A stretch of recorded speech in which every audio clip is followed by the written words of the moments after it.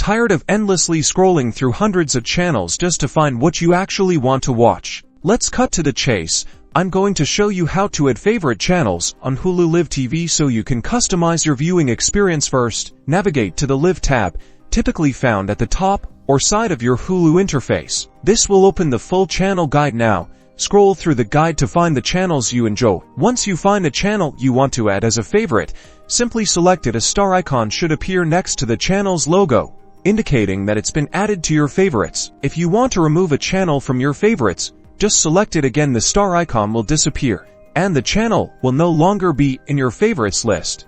To view only your favorite channels, go to the My Channels section. This section filters the guide to show only the channels you've marked as favorites. From here, you can easily browse and select the channels you watch most often, making finding something to watch a breeze. And that's it. Adding favorite channels on Hulu Live TV is a simple way to personalize your viewing experience and get the most out of your subscription.